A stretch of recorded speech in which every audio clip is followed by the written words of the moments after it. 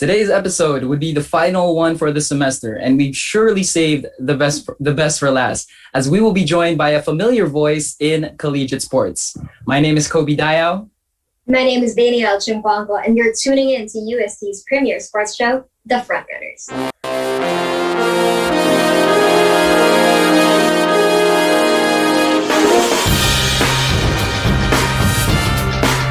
A sports commentator, radio jock, and TV personality, I'm sure a lot of you have heard him in numerous UAAP games as well. So ladies and gentlemen, without further ado, please welcome to the show, Boom Gonzales. Boom, thank you for being here.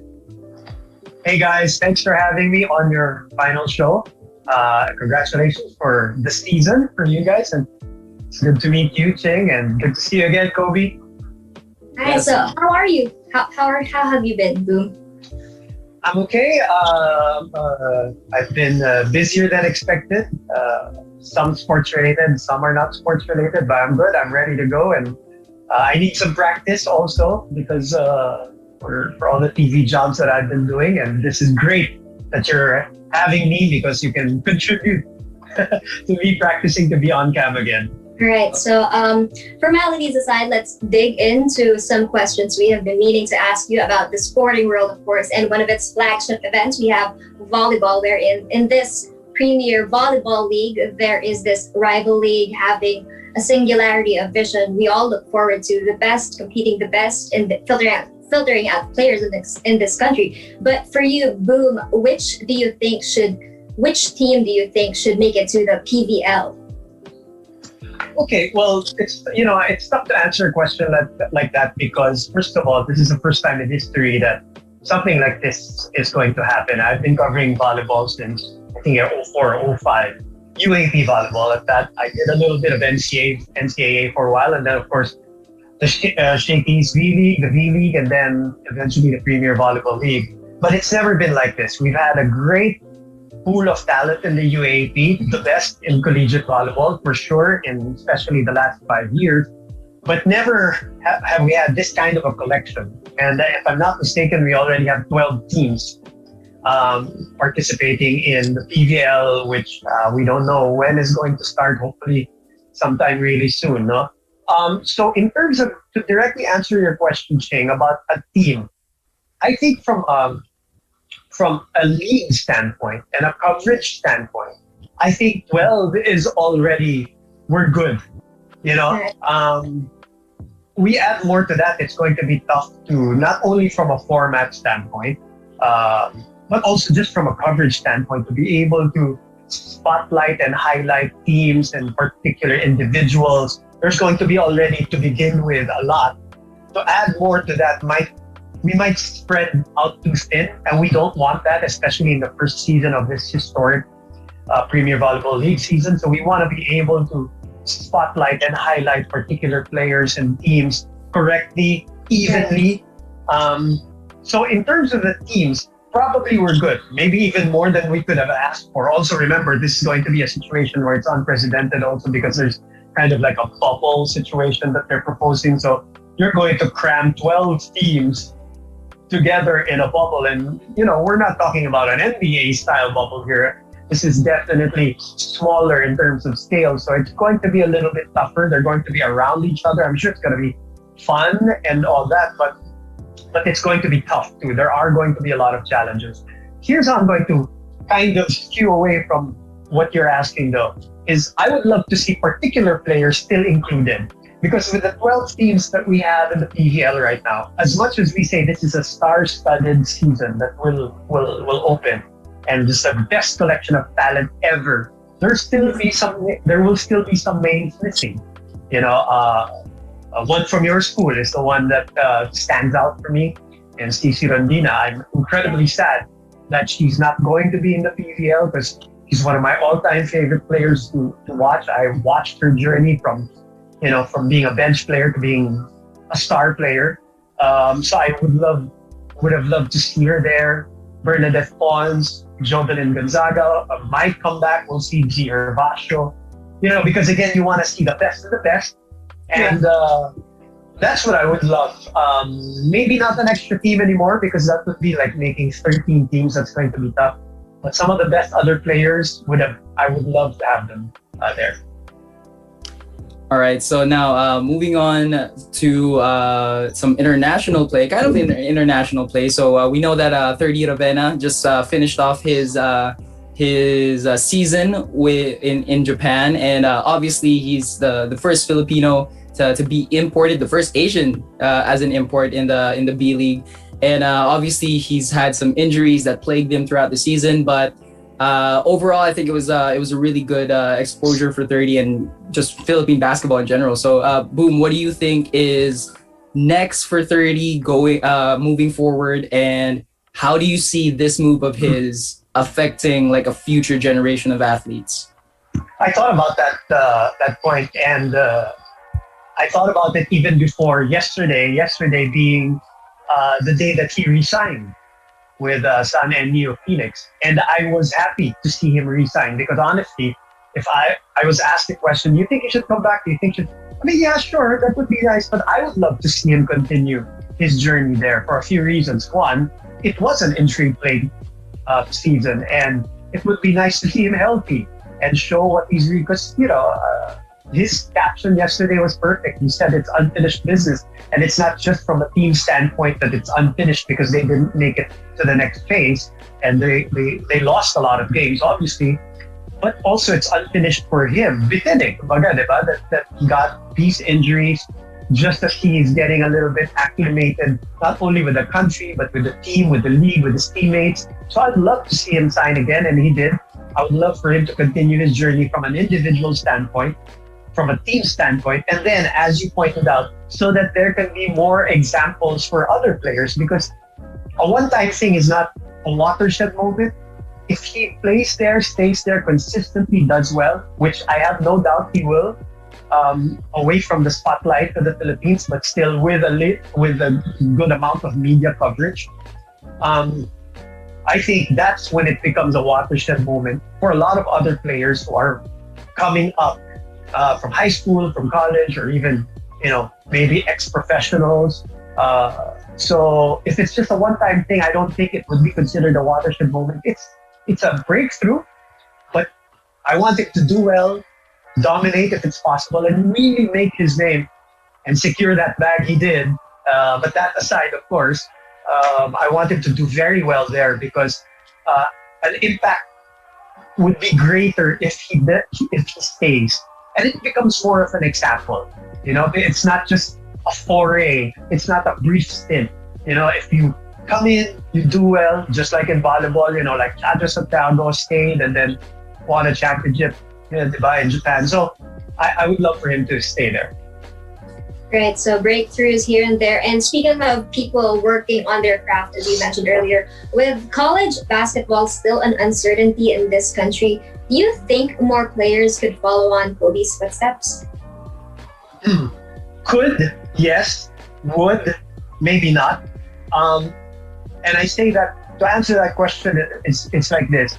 What happened to Kobe is more a matter of means than anything else. It's not a path that is available to probably 99% of the players. He is lucky that he had that option. He has that option, right? And then there's a break in basketball here in the Philippines, uncertainty all over.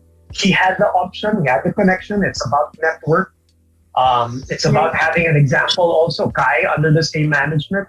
So not everybody has that. As you guys know, most people who get into professional basketball, even college basketball, as a means to become a professional athlete, they do it because it's a way out also from poverty, from a tough life for a lot of people from the provinces or even in Manila.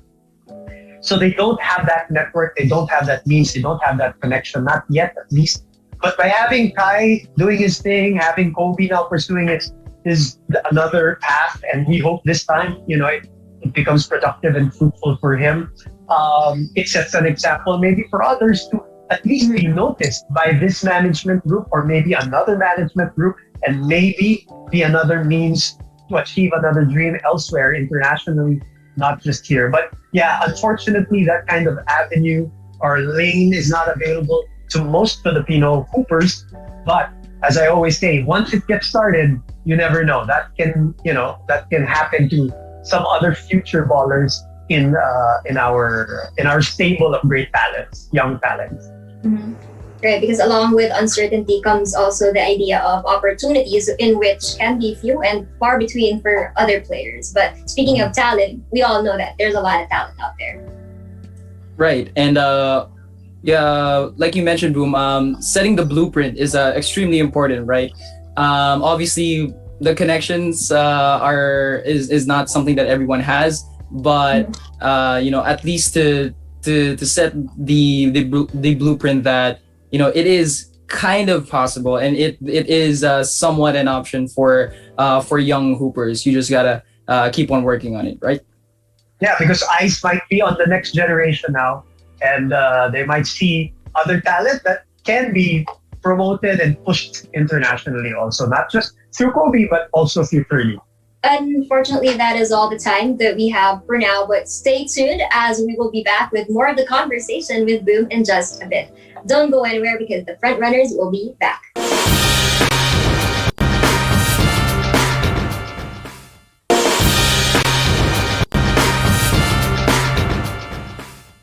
Season 82 was a great year for our men's basketball team. Solomon Chabio won the MVP, Mark Nonoy was dubbed Rookie of the Year, and the team made it to the finals. But the fairy tale run was finally halted by the undefeated Ateneo squad, who proved too much for the Growling Tigers. And for today, we will be rewinding the second game of that series, which was much closer than the 91-77 drubbing in Game 1. And we have Boom here to break down the game and kind of get his insights on this matchup. So, Boom, there was a lot of positives that could be found on USD side. Definitely a lot of positives on Ateneo side. But which positives personally did you notice from both squads? Well, first of all, let's talk about USD. A lot of positives, not only for the whole season, just the way they made it to the finals. I'm sure you guys remember. But if we're specifically talking about game number 2, the biggest positive that I would think about is the fact that they didn't roll over, that they could have done after the result of game number 1. We don't have to relive that in your case, but you guys remember how dominating it was. The score doesn't even tell the tale of how the game went, from a flow standpoint. So everybody knew that if that was your first time to watch a UAAP Finals and you saw game number 1, the first conclusion would be, oh, this is the newer team. This is the veteran team. Because it showed. The experience showed, championship experience, the coaching. And when I say that, coaching from a repeated standpoint, that's they were going for a three-peat, correct? Right? For three-peat. And that was a Tab's 4th year. So you see the familiarity, the experience, the system in that first game. Now, the second game kind of started the same way, if I remember correctly. But as I said, the biggest positive there was UST responded this time. They had their own runs. They didn't succumb to pwede na nilang ibigay na yun and say, hindi talaga natin kaya. But, Abando played better than in game number 1, of course. Chabio also played very well. I think it was also because of the absence na rin ni Ange Kwame because of foul trouble at a certain section of that game. So he really took advantage. And then at the end, naubusan. And it's the experience, the poise, the composure of the 2-time champions and the play of 30 Raveena, obviously, that got them through. But yeah, those are really positives for UST. And the biggest positive na hindi natin makikita is that UST could have built on that season, and on that finals going into the next year. But alas, this is what happens in a pandemic. But there was a lot of positive, to have the core back sana, same coach, regardless of what happened. I mean, I think it would have been a different story if there was no pandemic. They would have continued the program. They would have learned from that lesson from the finals.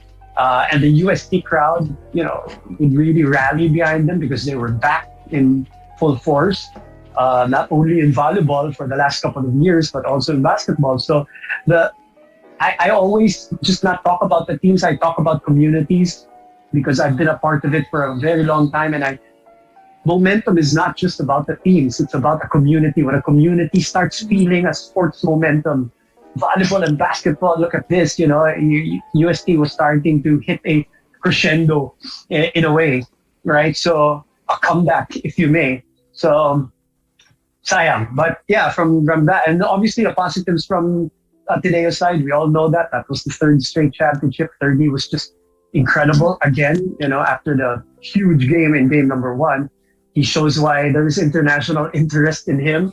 That was pretty much, I guess, an audition for his international stint, right? So, and it showed a system that worked, familiarity, experience, which breeds composure from not just the star players, but I think in game number 2, Belangel delivered, Isaac God delivered, the guys that they brought out of the bench from Ateneo, they delivered. So it shows that there's nothing better than continuity in a system, whether it's volleyball or basketball or any other sport, team sport especially.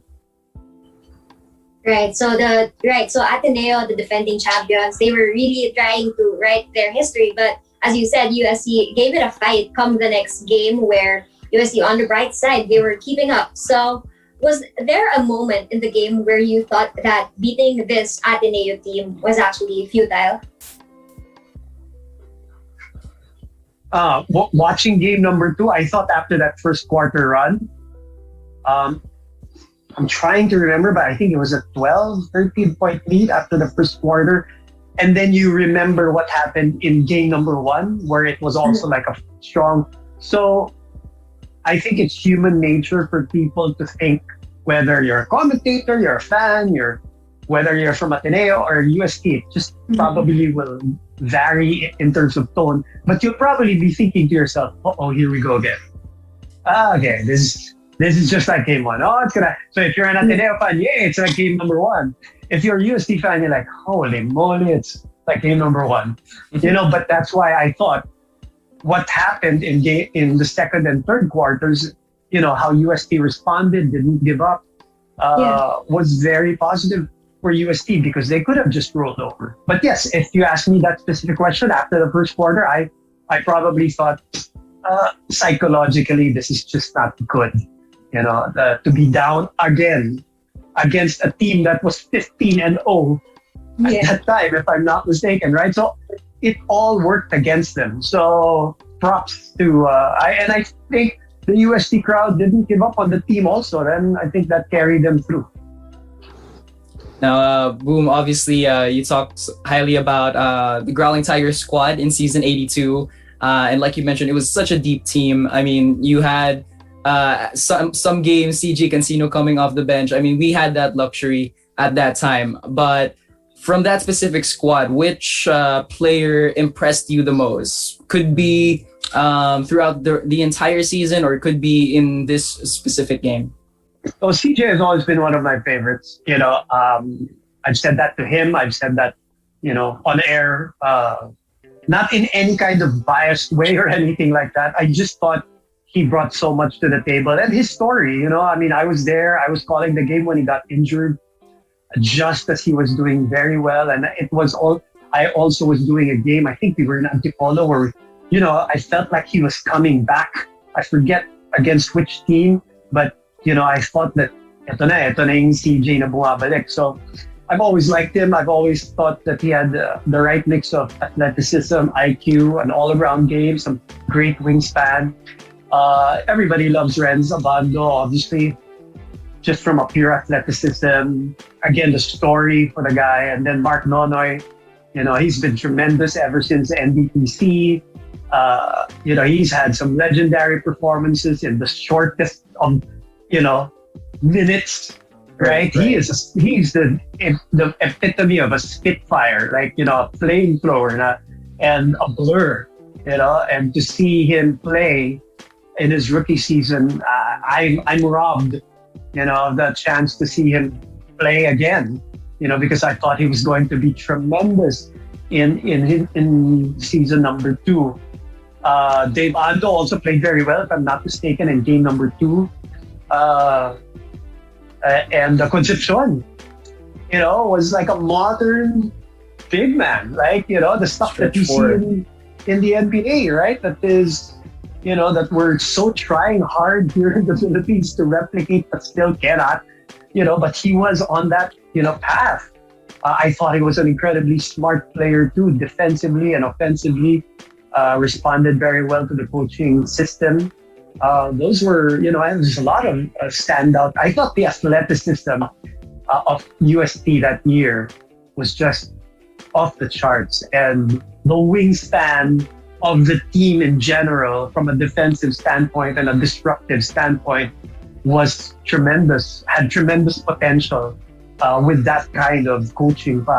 And the energy from the crowd, you guys fed off that, and the crowd fed off the athleticism and exciting energy and plays and abilities of the players. It was a joy to watch.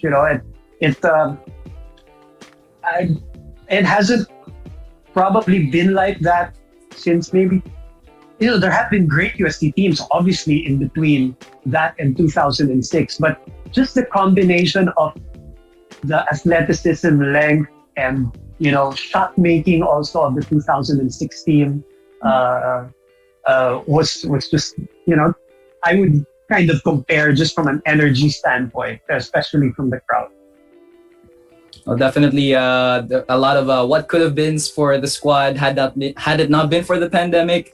But all of them are on different squads now, and hopefully when the season gets back, we get to see some of them. It might be a pain in the neck watching them against our squad, not donning the yellow jerseys, but I think I can speak on behalf of the USD crowd. We still wish a lot of them all the best of luck. And that is all the time that we have for today, though. Boom, thank you so much for being here on the show. We appreciate your time. Any final remarks for the Mashing community watching? Anything you want to say, a plug? Well, on that note, on your last note, I pray and hope for the best for the teams, not just the basketball teams, but the volleyball teams. Obviously, great momentum too, and I was hoping to see more of that this year as a true volleyball fanatic. Secondly, congratulations on your season, and good luck with the next. And I hope you guys do better, do well, and continue honing your show and honing your craft. And thanks for having me. And if I can, I'm always here for you guys. Right, and thank you so much, Boone, for being here. That wraps up our final episode of the year. So we thank you all for tuning in, and we hope to see you again next school year. We hope you guys had as much fun as we did. And as always, remember to stay safe during these times. So for the final time this year, my name is Kobe Dayao. And my name is Danielle Chingcuangco, calling out the final play of the game exclusively here on UST's premier sports show, The Frontrunners. First in line, legacy through time.